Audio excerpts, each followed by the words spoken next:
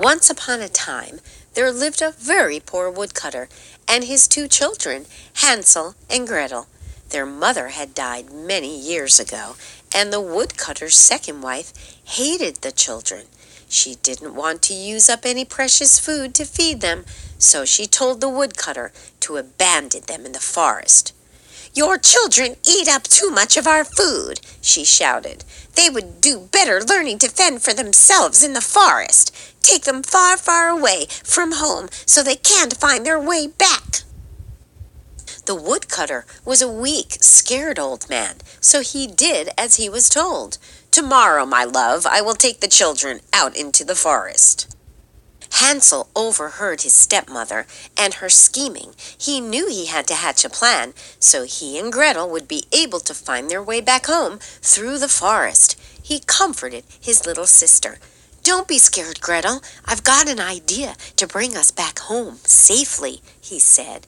He stole a slice of dry bread from the kitchen and tore it into little white pieces. The next morning, the woodcutter carried Hansel and Gretel deep into the tangled forest. Hansel carefully dropped a trail of breadcrumbs over his father's shoulder behind him. Looking out for the little white markers as they fell onto the path, after a few miles, he was aghast to see a little sparrow following close behind them, eating up all the breadcrumbs. When the woodcutter laid the children down in the forest and walked away, they were truly lost. All night they wandered around the creepy black forest, but found no food or shelter. Gretel cried, but Hansel tried very hard to be brave. On and on they walked, until suddenly they came upon a wide open field. In the center of the field there stood a strange little cottage, with a white picket fence and a column of smoke meandering out of the chimney. As the smoke drifted over the glade, it smelled like fresh baked cookies and warm apples. The brown walls of the cottage were covered in pink and yellow dots, and the awnings were carefully decorated with white piping. "It smells like gingerbread," said Gretel. "Gretel, I think it is gingerbread," cried Hansel. He took a big bite from the cottage wall. Sure enough, he tasted sweet, sugary gingerbread. The children tore chunks from the wall with their hands, stuffing pieces into their hungry mouths. A merry old lady appeared at the door. "Come in, kiddies, come in. I have plenty more treats inside, warm beds, and all the sweets you can eat." Hansel and Gretel screamed with delight and eagerly ran through the door. With a bang it closed behind them, and they heard the heavy clunk of a lock. The merry old lady transformed in front of their eyes to a wrinkly witch. She had a black hooded cloak, a hooked nose, and warts all over her face. The witch cackled and seized Hansel. "Yeah! I found 2 slaves.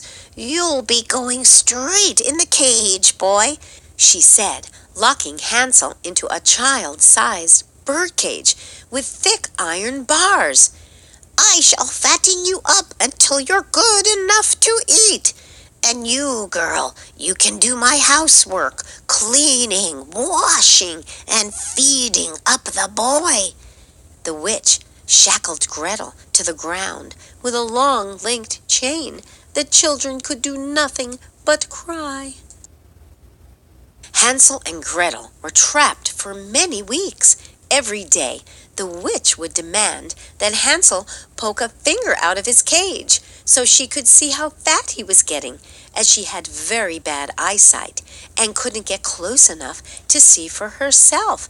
Hansel was smart and had hidden a chicken bone in his cage from one of his meals. He would poke the bone through the bars instead, so the witch felt no fat at all. The day came when the witch was tired of waiting and decided to eat Hansel anyway. "Light the oven and get it nice and hot," she said to Gretel. Gretel was frightened, weeping as she left her scrubbing brush and bucket to light the oven. The witch crossed the room to check the oven temperature, but her bad eyesight hid the wet floor from view. Whoosh! The witch slipped on the soapy suds and fell headfirst into the baking oven. Inside, she burned to a cinder in moments.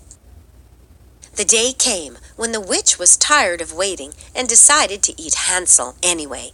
"Light the oven and get it nice and hot," she said to Gretel. Gretel was frightened, weeping as she left her scrubbing brush and bucket to light the oven. The witch crossed the room to check the oven temperature, but her bad eyesight hid the wet floor from view. Whoosh! The witch slipped on the soapy suds and fell headfirst into the baking oven. Inside, she burned to a cinder in moments. Gretel unlocked Hansel's cage, and they stuffed their pockets full of the witch's ill-gotten jewels and treasure. They filled a large basket with food and set off into the forest to search for the way home. Luck was with them. On the third day of searching, they found their father wandering through the forest looking for them too. "Your horrible stepmother has died. Come home with me now, my dear children, and I promise we shall never be unhappy again." The children hugged the woodcutter, and they all lived happily ever after.